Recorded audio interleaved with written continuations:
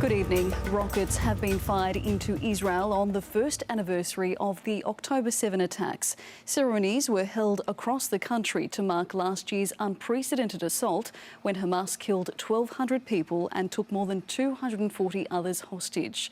World leaders marked the day with more calls for a ceasefire as Israel conducted a wave of airstrikes in Lebanon. The IDF saying the head of Hezbollah's logistics unit was killed during the latest attacks.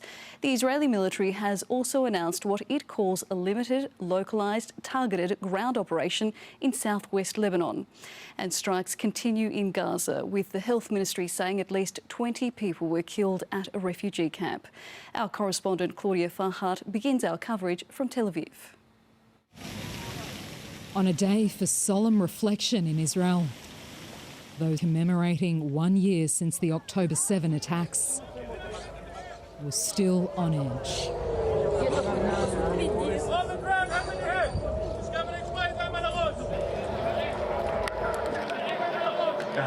A strike that would see Ben Gurion Airport ground all flights.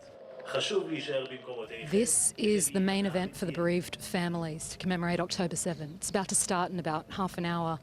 But just now we've had rocket sirens in the entire area. Security's told everyone to get down on the ground. And we've just seen a couple of interceptions just over Tel Aviv. Yemen's Houthis saying they fired 2 missiles towards 2 military targets in Tel Aviv. The families of the dead undeterred. I think that the families want an event without any political involvement. They want a memorial that will reflect how they feel and how they're going to remember their beloved ones. Just how some of them feel left in little doubt. It's not about the government. You failed. It's about the families. We will decide how the future looks because we have paid the most unbelievable price on October 7th and after that. And the fact that you failed to get the hostages back, that 27 hostages were murdered in captivity, just goes to show you how big of a failure it is. Tens of thousands of people wanted to attend this event. Those plans thwarted when the government banned large gatherings. Just the loved ones of the hostages able to gather. The maximum crowd allowed, just 2,000. Measures taken, the government said, due to heightened security. Dozens defied the decision and watched on from the barriers anyway. Chanting now for a deal that would bring home the hostages. The government held a pre-recorded ceremony of their own, boycotted by many of the bereaved. In a video message, Benjamin Netanyahu vowed to continue the war. כל עוד האויב מאיים על קיומנו ועל שלום מדינתנו, נוסיף להילחם. כל עוד חטופינו בעזה, נוסיף להילחם.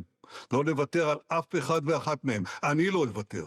A video by Hamas warning of the consequences of continued fighting. The morale and the health conditions of the remaining hostages has become extremely difficult. Dangers surrounding them increase day by day. The fate of the enemy's hostages is linked to a decision by the occupation's government. Hamas also marking the anniversary, sending 4 rockets over the border and into Tel Aviv.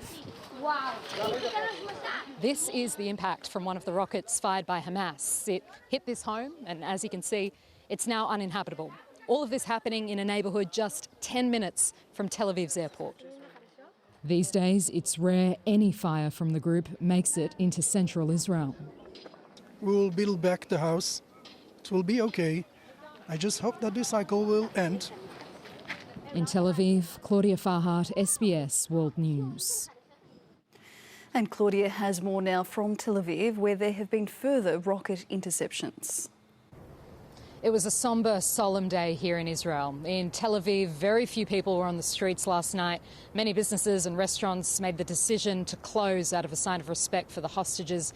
for the dead and for their families. In the end, all three of Iran's major allies in this region fired deep into Israeli territory to mark the occasion, the Houthis, Hezbollah and Hamas, and that continued well into the evening. Late evening we heard more interceptions over Tel Aviv, Hezbollah saying it fired 5 rockets targeting an intelligence base here in the city. As for the rocket fire from Gaza, the IDF says it located launch sites in the southern city of Khan Yunis, and afterwards it ordered new civilian evacuations there, saying it was going to, quote, remove the threat. At the same time, it expanded its evacuation orders for Gaza's north, for the areas around the Jabalia refugee camp, where it had accused Hamas of regrouping in the last few days. We understand now that tens of thousands of Palestinians have been ordered to evacuate from those areas in what would be one of the largest such evacuation orders we've seen in the last few months in Gaza. So we can expect the fighting there to intensify over the next few days.